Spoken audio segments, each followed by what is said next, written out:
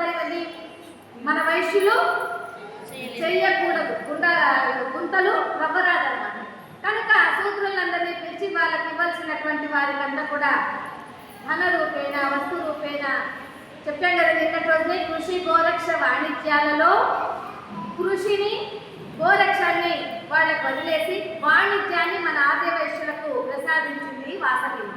కనుకనే ఈ రోజుకి మనము 3 పువ్వులు 6 కాయలుగా వ్యాపారం చేస్తూ లక్ష్మీపతి అని, లక్ష్మీ కుబేర అని, కుబేర సంపన్న అని, వాసవి పుత్ర అని ఈ విధంగా మనమందరం కూడా సంఘములో ఎంతో గౌరవ ప్రతిష్టలతో కీర్తి మర్యాదలతో మనమందరం కూడా సంఘంలో ఆర్యవైశ్యులు ఒక పూజ్యనీయ స్థాయిలో ఉన్నారు.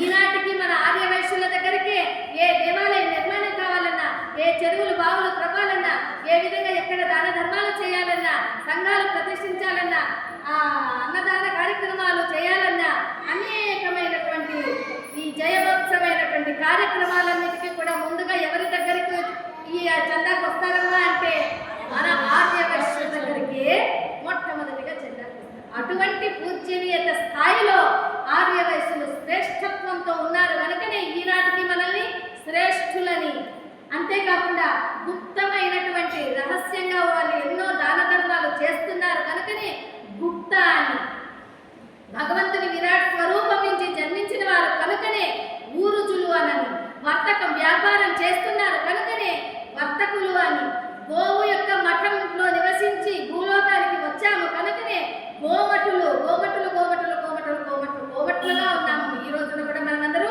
గోమఠులుగా ఉన్నాము. అయితే ఎప్పుడైతే ఈ దివి నుంచి మనం భూలోకానికి ఆర్యవైశ్యులందరూ కూడా వాసవి మాతతో పాటు వస్తున్నామో అప్పుడు ఆర్యవైశ్యులందరినీ కూడా, ఓ బిడ్డలారా మీకందరికీ కూడా నేను ఒక వరాన్ని ఇస్తున్నాను, మీరంతా నాకు ఎంతో భక్తిగా ఉన్నారు కనుకనే మీకందరికీ కూడా ఆచరణార్థం కీర్తివంతంగా ఉండేటట్లుగా అని తన పేరులోని ఉన్నటువంటి నామములో ఆర్యోధవాయ నమః నుంచి ఆర్య వైశ్వానరాయ నమః అనే కీర్తి నుంచి వైశ్య అనేటువంటి నామముతో బిరుదులతో మనకి ఆర్యవైశ్య అనేటువంటి నామాన్ని మనకు అమ్మవారు బహూకరించినటువంటి బిరుదే ఇది. చెప్పండి, ఆర్యవైశ్య ఆర్యవైశ్య ఆర్యవైశ్య అనేది ఇదొక కేవలం మన కులం పేరు మాత్రమే కాదు. ఎప్పుడైతే మనం ఆర్యవైశ్య కలుస్తున్నామో ఎవరిని తలుచుకున్నట్టు? పార్వతి పరమేశ్వరులని స్వయంగా తలుచుకున్నట్టు. ఆర్యధ్వవాయ అంటే పార్వతీదేవి, వైశ్వరుడు అంటే ఈశ్వరుడు. కనుక ఆర్యవైశ్యాలు ఒక్కసారి స్మరిస్తే